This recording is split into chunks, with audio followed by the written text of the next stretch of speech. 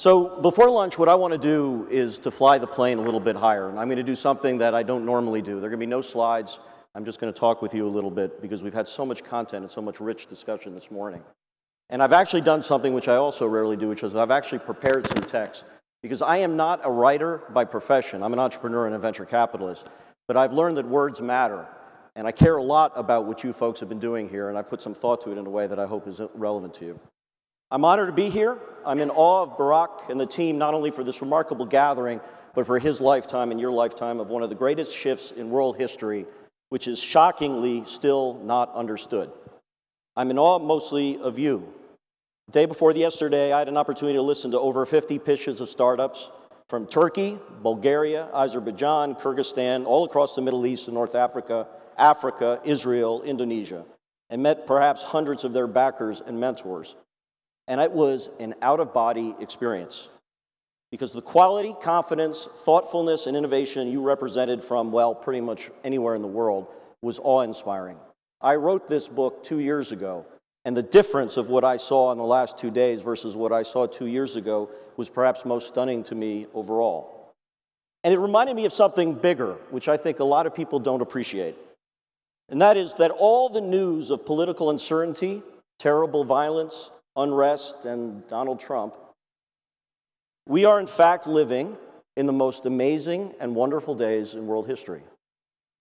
The macro data is on my side. We are living longer, killing each other less, feeding each other more, and seeing rises of middle classes everywhere at unprecedented levels. At the same time, of course, life is more about aggregate numbers, and there remains astounding work to be done, astounding challenges we do and will face. But this, in fact, makes me more hopeful than anything else. Never have we had more tools to go at the world's challenges, old and new, and have those tools been in more people's hands. Look, guys, I can't tell you what ISIS is going to look like in a year or how the turbulence in the Chinese markets is going to play out in 3. But this, I can tell you with 100% certainty, that at the end of this decade, over 2/3 of humanity are going to have smart devices on their person. Often, especially in the United States, when I say that, people think what I'm talking about is ever better, ever lighter, ever flatter screens and features.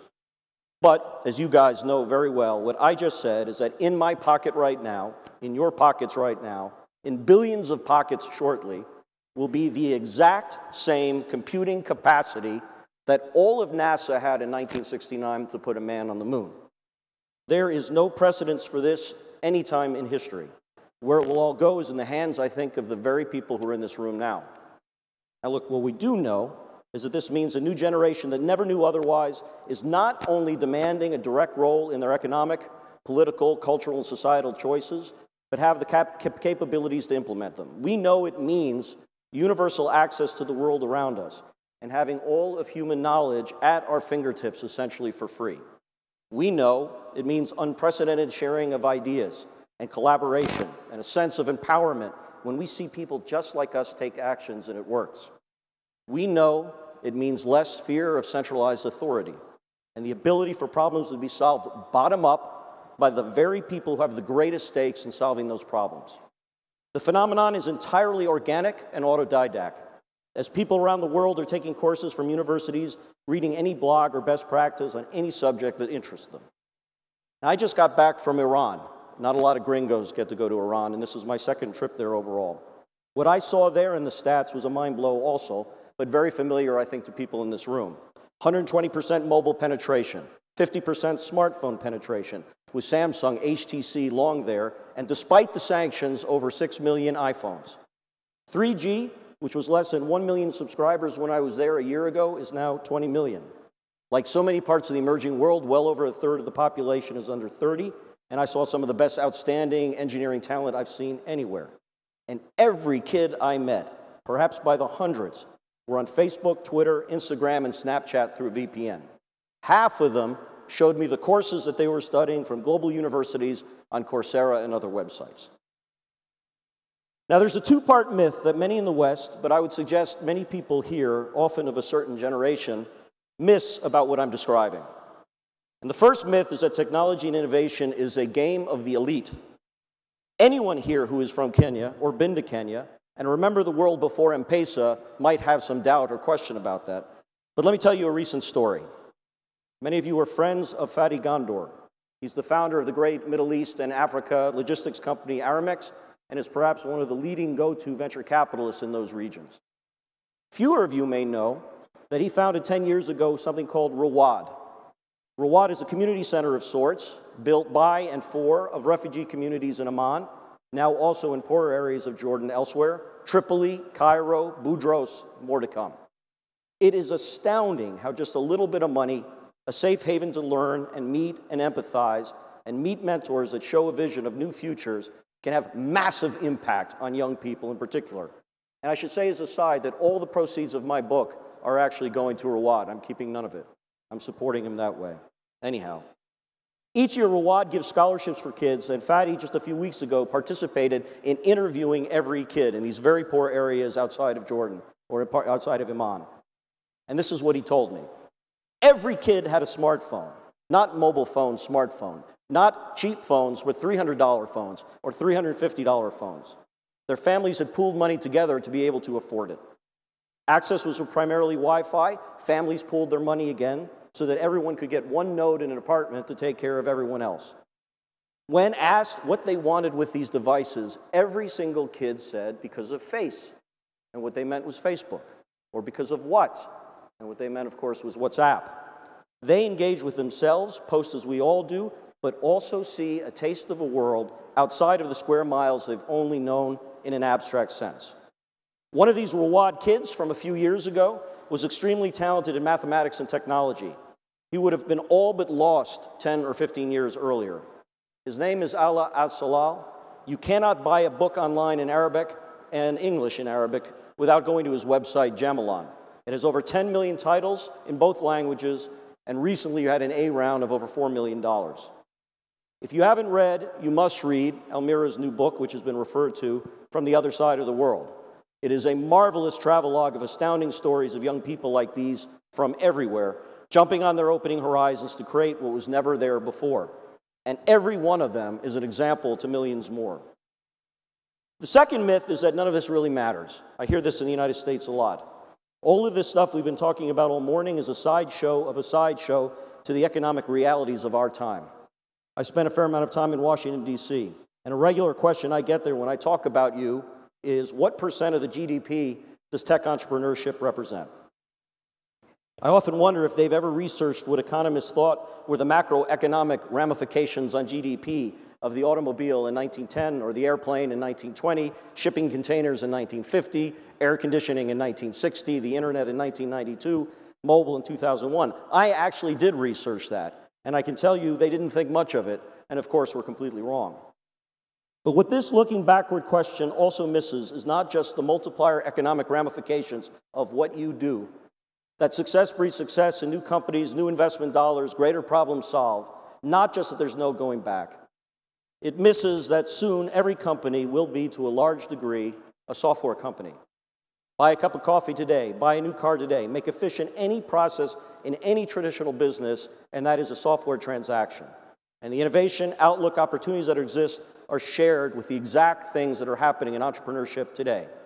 And at the same time, I believe, almost every problem can have a software solution to remedy it. Education, healthcare, environmental challenges, water and resources, agriculture, alternate energy, infrastructure, design, you name it, the tools are all there to reframe and fix and create worlds we cannot imagine only a few years ago. The mind blow of all is obviously we are in the infancy of all of it. We in the venture capital business like to throw out terms like fintech and blockchain and robotics and AI and self-driving cars, changes in genomics, almost like a flavor of the month. But I think we need to pause and think about what it is that we're really saying. What is going to happen when literally billions of people are connected with each other and can collaborate? What is a world where everyone can transact value and digital goods, services, music, content safely, transparently, instantly, with no middlemen, billions of whom are all but underbanked now and unconnected? What human expression may be opened up anywhere in the world when people do not have to labor impossible hours with impossible wages? What lives can be saved with instant and affordable genetic diagnosis of disease and cancer treatments that will make chemotherapy seem to our kids what bloodletting seems to us. Look, I don't know about you, but when I came into town and it took me 2.5 hours, I, for one, am very excited by Google cars. They can't come soon enough. It's ironic that these forces unleashed and unstoppable are so feared, or at least unembraced by large traditional institutions, big business, governments, universities, who still can play a significant role in their speed and scale. At one level, it's unsurprising, as these capabilities demand a transparency and accountability that historically successful enterprises have never seen. More importantly, however, the potential problem-solving unleashed here can address the very issues, education, health, jobs, upon which such institutions are most resoundingly criticized and have proven so inadequate to solve. I find it as a gringo particularly ironic that the West and Silicon Valley are so slow to appreciate this global opportunity, since so much of it was being unleashed from them to begin with. McClure and his team are heroes for putting their blood, toil, sweat, and most importantly, cash and expertise to where the worlds are clearly going. But they are outliers for the moment. Others are coming, but they are outliers. Silicon Valley is an extraordinary place, truly one of the rare cities throughout world history that has created a network effect of talent. The best want to be there, and the ramifications of the flywheel of innovation is well documented. But at the same time, when I talk to my friends out there about this new opportunity that you are building and you take for granted, they have a surprisingly backward-looking view. Sure, we want to participate in a market. If it's big enough, we'll lose our ass in China, but that has to be there, me. Sure, we'll outsource cheaply to any market. There, I'll have a cost advantage, me. As Ramez Mohammed, the founder of Flat Six Labs, the great accelerator in Egypt and now across the Middle East, told me, they often think of markets like ours as consumers only, not as innovators. All foolish them. I have a theory that I cannot prove, but I think there's something to it, that something has begun to change in the United States and certainly in Silicon Valley because of Alibaba. I think it's had a psychological impact. For those who don't really understand Alibaba, the narrative is, well, this was a well-connected guy who got rich, was rich, made it big in the opaque systems that are China. What this misses, and what my smarter friends understand, I think, is that one of the largest software-enabled companies in global history was built fundamentally without the West at all. Stop and think about that for a second. If I spoke about global technology markets even 10 years ago, we really were talking about the United States. The one-time great global hardware makers from Asia, Samsung, Sony, and the others, rose significantly in this way.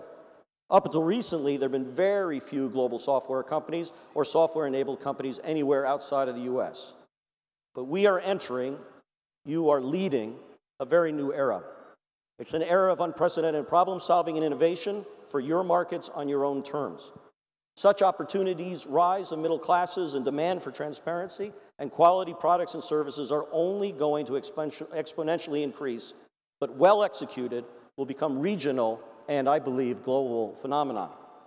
This means that for the West and everywhere, we're entering a very new world, and it's a world where I think the competitive advantage is co-authorship.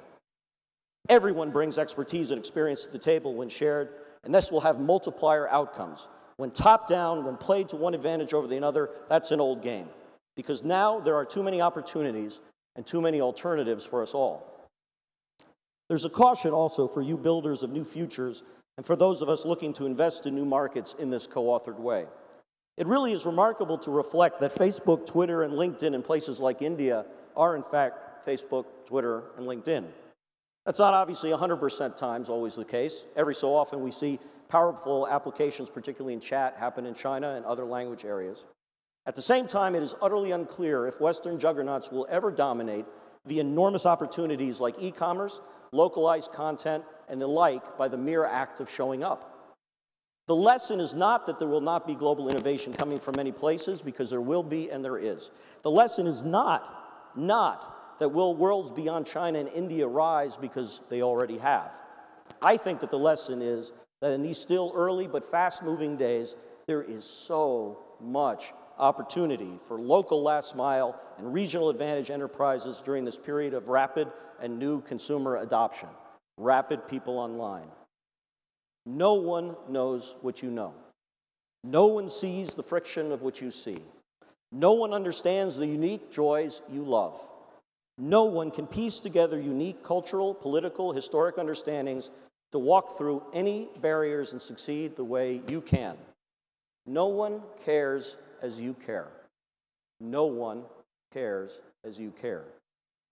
Too often we think of innovation as the bright, shiny new thing, particularly in Silicon Valley, and thank God for the Elon Musks of the world who are pushing us so dramatically, and there are going to be Elons everywhere, no doubt, in the coming years.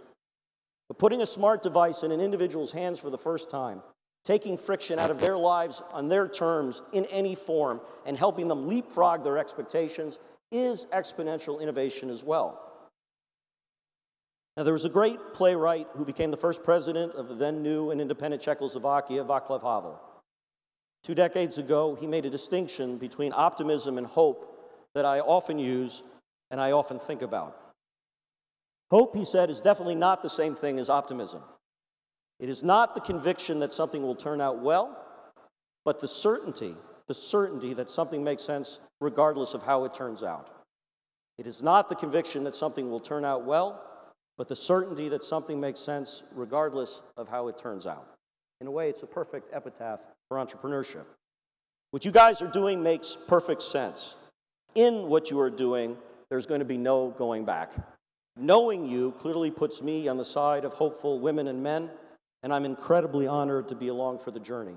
Go have lunch. Thank you.